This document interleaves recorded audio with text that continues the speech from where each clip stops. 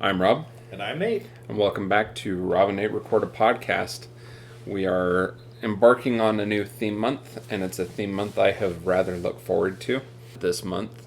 Our theme is the actor Sam Rockwell, Sam Rockwell. a favorite actor of both of us Yeah. in various degrees.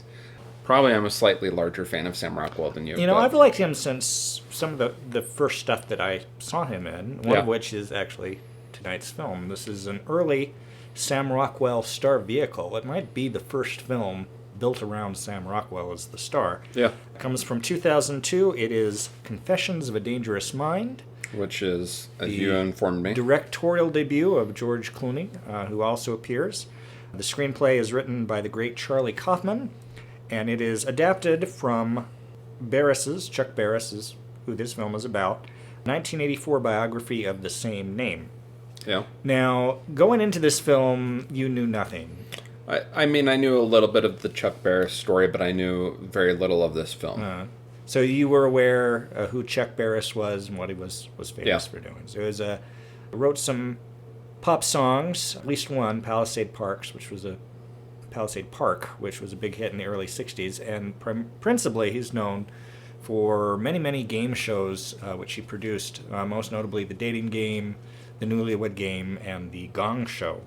Now, when Barris put together his memoir in 1984, he thought he might spice it up a little. So in addition to his career in Hollywood and in television, he also wrote about his work as a hired gun professional assassin for the Central Intelligence Agency, something which the CIA denies, and something Yeah. which Which, of Barris course, they would. himself said basically he did it to make the autobiography more interesting. But apparently he did apply to work for the CIA Huh? right around the time that his career took off producing television. Yeah. And his comment in an interview was, "I'd always wondered what it would be like if I had done both." Yeah. And so he decided to have some fictional flights of fancy in his memoir and constructs this double life, which makes for a rather interesting film-going experience. Or is this just the way to cover up the fact that he admitted that he worked for the CIA? Indeed. This reminds me in many ways of one of my favorite podcasts from last year, which was a podcast called Wind of Change, All right. which revolves around the concept that the Scorpions song by the same name, Wind of Change, which was quite famous. You know, it starts off with Klaus Meine and the whistle. You know, you're familiar with the song, right? Vaguely. The premise is that Klaus Meine didn't write the song, that it was given to him by the CIA to foment change in Western Germany and in Russia, primarily in Russia. And he has connections to people who are known to have had connections with like one of the producers of the tour that they were engaged in did actually work for the CIA. We know, and it's well known that the CIA planted singers and other people, you know, in things overseas for that purpose. But yeah, that's the whole premise of the podcast, is that Klaus Meine didn't write Wind of Change, that the CIA did. But yeah, I mean, something like this, it's not entirely implausible, the fact, you know, whether or not he did everything he claimed to do in the biography. Yeah, okay. But it could also just be something to cover up the fact that he admitted that he worked for the CIA. So it's been a long time since I've seen this film. It's been probably 15 years. Yeah? And I remember when I first saw it, really, really liking it. And I think part of that was because it was one of the first R-rated films that I saw. And its tone is so different. And the tone works surprisingly well. Yeah. Because it's going back and forth between, you know, this cheesy biopic, and at points it gets really pretty dang dark. It's written by Charlie Kaufman, who's a great writer, and it gets very Kaufman-esque towards the end. Yeah. I'm thinking particularly of the sequence where he's having a breakdown on the set of The Gong Show. Yep. And it just, yeah, it's extremely Kaufman-esque there. But of course, there's lighter periods in it, and it has some interesting play that it does, you know, with the story. How it talks about how Barris would chaperone these contestants from the dating game, and that their destinations would be built around where the CIA needed him to perform a hit. And there's that one sequence where the couple wins, and they're all excited to find out where they're going. They're like, fabulous, West Berlin! And they're cheering and smiling, and then the look changes on their faces as they realize, West Berlin? Yeah. Yeah. Yeah.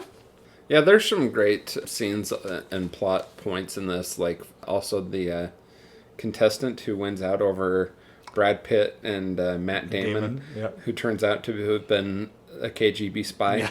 Yeah. There was a joke in here that I don't know if you noticed. I don't know if I ever noticed before.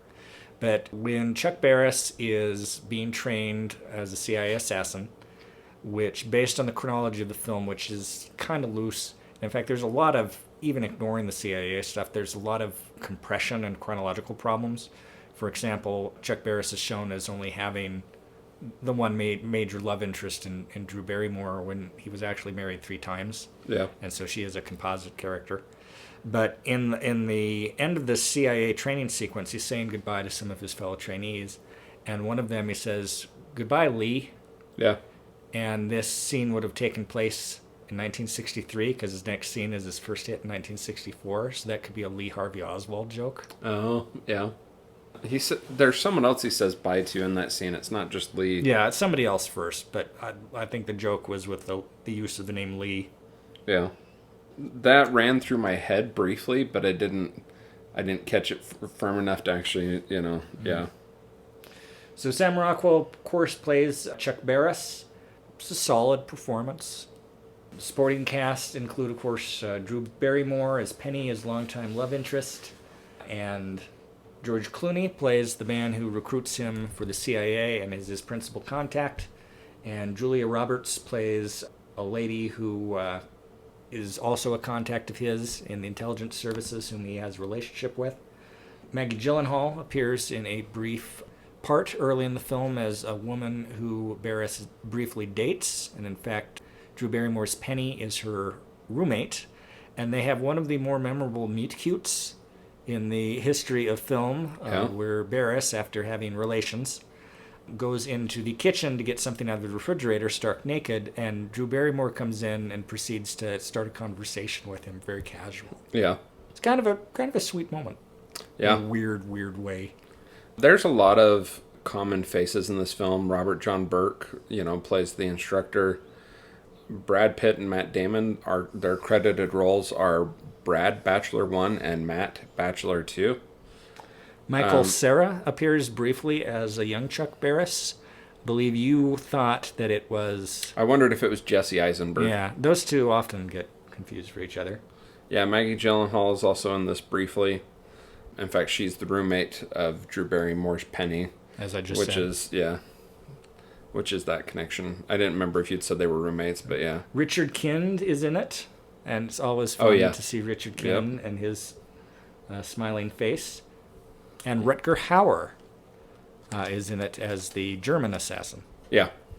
Yeah, Julia Roberts, I understand, who plays Patricia Watson. I understand her and Drew Barrymore both worked for scale on this. They both did the roles for like $250,000 in order to keep this under its budget.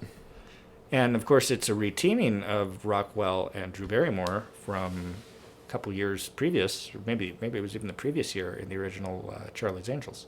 Oh, yeah. I forgot that they appeared in that together. Mm-hmm. Yeah. There was a lot of people, I think, in this film doing favors for George. That's probably a safe bet. Well, there's really not... How did you feel about this, watching it, like revisiting it? How did you think it held up versus the first time you saw it?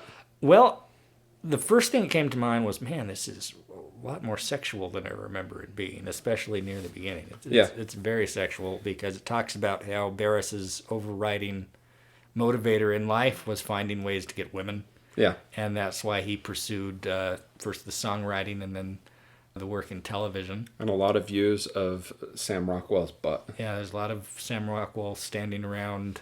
Standing in front of a TV naked nude, days. Or in front of a fridge, or, yeah.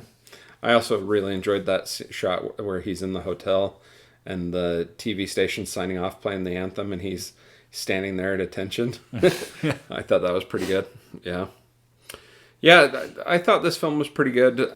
You said you had a really strong or a real favorable impression of it the first time you saw it? Yeah. I guess we're getting all ready to ratings. How would you rate this film? Well, watching it again, I'm not as enthusiastic about it as I was the first time. And in fact, there were times watching it where I was thinking to myself, is this good or is this bad? Because it's kind of bad, but it's kind of intentionally bad. So you have to think at, kind of where they're coming from on this. That this is a satire. It's very meta. It is a subject that George Clooney is interested in, which is media and media manipulation. That is really a through line in his work. You'd see it in his next major film, which was Good Night and Good Luck. You'd see it in The Ides of March and other films that he did. Yeah. It's been very consistent. And of course, he comes from a media family. His aunt was Rosemary Clooney, and his father was Nick Clooney, who was a newsman for quite a few years and a host on AMC, back when AMC was more like If I'm TCM. not mistaken, he at one point worked in Fox 13 here in Salt Lake City. Well, very well may have. Yeah. But I enjoyed it. I would probably give it 2.5, 3 stars, and probably 6 or 7 on a 10-star scale. We once again find ourselves closely aligned on this one. I'd give this 2.5 on the 4-star scale and 7 on the 10. Do you know much about this in terms of box office numbers? No, refresh me. I am not familiar. I'm looking for it right now. It had a box office budget of $30 million. It had an opening weekend of $87,000 in 2003. Its U.S. gross was a mere $16 million. With this is saying its cumulative worldwide gross was merely $33 million. Basically a break even. Yeah. You tend to say that a break even on these numbers is not a break even by the time you factor in advertising. Yeah. But I don't imagine there was a huge advertising budget on this movie. Well, and I've heard actually the budget numbers are conflicting. I saw somewhere else that it had a $20 million budget. Okay. So I wonder if this included the advertising and whatnot. But yeah, not what you would call not a hit. A glowing success. Yeah. Which is interesting for George Clooney's debut. It got pretty good critical ratings. I believe it's a 79% on Rotten Tomatoes, and it made several top 10 of the year list for 2002. Yeah, I'd say it's a solid film. We both wanted to include this in our Sam Rockwell month, or primarily you were the one pushing on this, but it was one I was willing to see because I knew I was aware of the fact that it was Sam Rockwell's performance was viewed very well in this film. Mm-hmm. So yeah, I had this, I'd been eyeing it as soon as we started talking about Sam Rockwell, but you were the one that was familiar with this one. So yeah, it was... Not for all audiences by any stretch of the imagination. No, but I'm glad I saw it. Yeah. Yeah. I'm looking forward to continuing it through Sam Rockwell month, and I'm sure that at some point we're going to talk about other Sam Rockwell works that we're not actually watching this month. And if you want to work ahead, the other 3 titles that we're going to be doing in this month's episode are Matchstick Men, The Way, Way Back, and... 3 Billboards. 3 Billboards Outside Ebbing, Missouri. But I believe we're doing it in the order of Matchstick Men, 3 Billboards, then The Way, Way Back. Yeah. So, yeah. So if you want to do some homework and follow along for the rest of the month, those are the other 3 films we're going to be watching. Though it's hard to go wrong picking a Sam Rockwell movie. Of course, he's won an Oscar for Vice, and he recently was in Jojo Rabbit. And won the Oscar for 3 Billboards, actually. No, you're right. And he was nominated for Vice, but didn't win for that one. But yeah, we'll be back with more Sam Rockwell. And if there's nothing else... Nope. I'm Rob. I'm Nate. And this is Rob and Nate Record a Podcast. You got a quip for us as we check do levels? I have a quip for us for today? Yeah. Indeed. I thought it was kind of funny. You probably think so too. That Donald Trump's campaign theme song was YMCA. It was the one that we'd always play, do his little dance to YMCA. It's the only thing he knows how to dance to. Well, I was just thinking, if he was going to make his theme song a catchy 1970s dance number, wouldn't Do the Hustle be more appropriate?